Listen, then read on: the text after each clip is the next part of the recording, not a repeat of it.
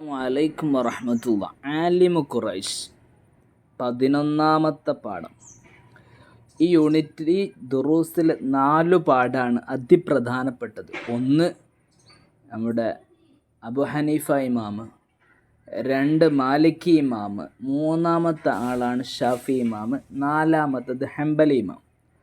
ഈ 4 പേരെയും പറ്റി വളരെ കൃത്യമായിട്ട് പഠിച്ചിരിക്കൽ നിർബന്ധമാണ്. ക്വസ്റ്റ്യൻ വരും. അതിൽ ഇന്ന് വളരെ പ്രധാനപ്പെട്ട നമ്മുടെ ഇമാമായ ഷാഫി ഇമാം. ആദ്യം ഞാൻ ഈ പാഠത്തെ 4 പോയിന്റുകളാക്കി ഷോർട്ടാക്കി തിരിക്കും.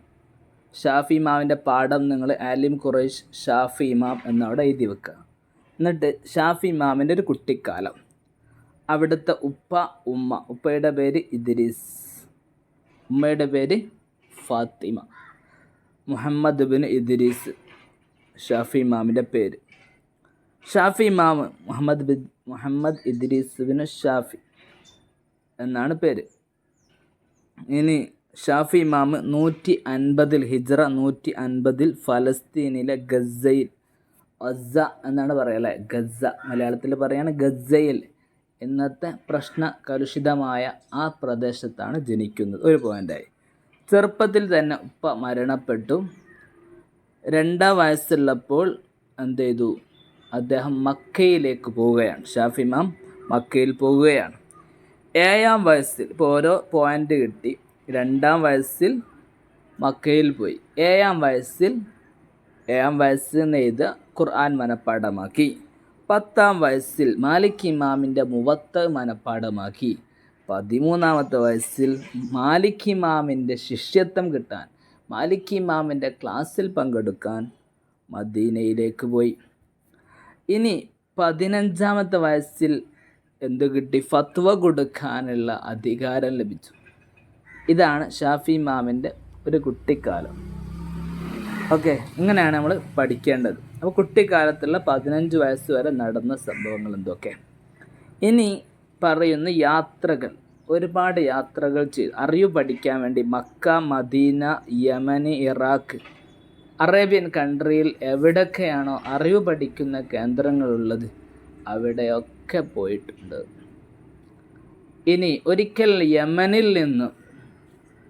യമനിൽ നിന്ന് തിരിച്ചു വരുമ്പോൾ യമനിൻ്റെ ക്യാപിറ്റലാണ് സൊൻആ. അവിടെ നിന്ന് മക്കയിലേക്ക് പുറപ്പെടുമ്പോൾ കയ്യിൽ 10,000 ദിർഹം ഓരോരുത്തർ കൊടുത്ത ക്യാഷ് ഉണ്ട്. അത് മുഴുവനും, അന്നത്തെ 10,000 എന്ന് പറയുന്നത് വലിയൊരു സംഖ്യയാണ് അല്ലേ? അത് മുഴുവനും സ്വതക്ക ചെയ്ത് പാവങ്ങൾക്ക് കൊടുത്തു തീർത്തു. അതാണ് സയ്യിദുന ഷാഫി ഇമാം, നമ്മുടെ ഇമാം. ഇനി അത് സ്വതക്കൻ്റെ ഒരു ഏരിയ. ഇനി ഇബാദത്തിലോ, സുബ്ഹാനല്ലാഹ്, ദിവസവും ഖുർആൻ ഓതി തീർക്കും.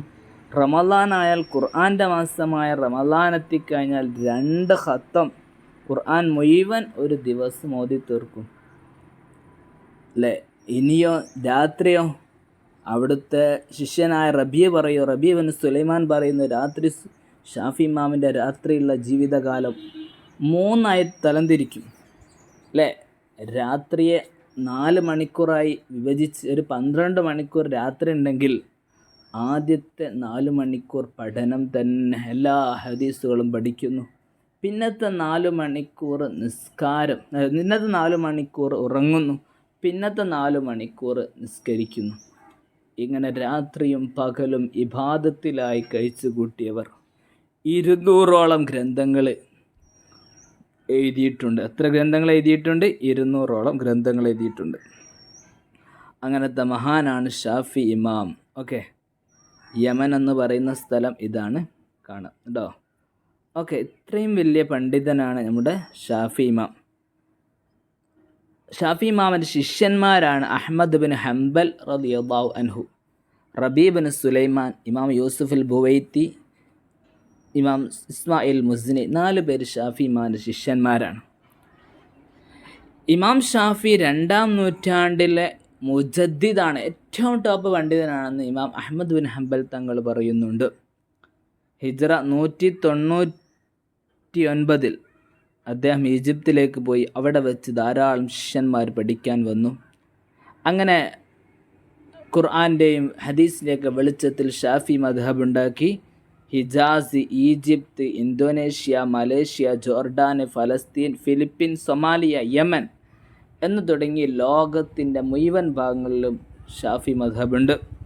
നബി തങ്ങൾ പറഞ്ഞു, ആലിമു ഖുറൈശിൻ യംലൗ തിബാക്കുൽ ഇൽമൽ അർള്. നബി തങ്ങൾ ഒരു പ്രവചനം നടത്തി, എൻ്റെ കുടുംബത്തിൽ, ഖുറൈശി കുടുംബത്തിൽ ഒരു പണ്ഡിതൻ വരാനുണ്ട്, ലോകത്ത് മുഴുവൻ നോളജ് സ്പ്രെഡ് ചെയ്യും, അറിവ് പരക്കും. അങ്ങനത്തെ ഒരു പണ്ഡിതൻ വരാനുണ്ട്. അത് ഷാഫി ഇമാമിനെ കുറിച്ചാണ് നബി തങ്ങൾ പറഞ്ഞത്. അങ്ങനെ മഹാനവറുകൾ 54 വയസ്സ് 204 ഈ ലോകത്തിന് വിട പറഞ്ഞു. അങ്ങനെ ഷാഫി ഇമാം ഈ ലോകത്ത് നിന്ന് വിട പറയി. ഈജിപ്തിലാണ് അവിടുത്തെ മക്ബറയുള്ളത്. അവിടുത്തെ ബർക്കത്ത് കൊണ്ട് നമ്മൾ അല്ലാഹു തആല നന്നാക്കി തരുമാറാവട്ടെ.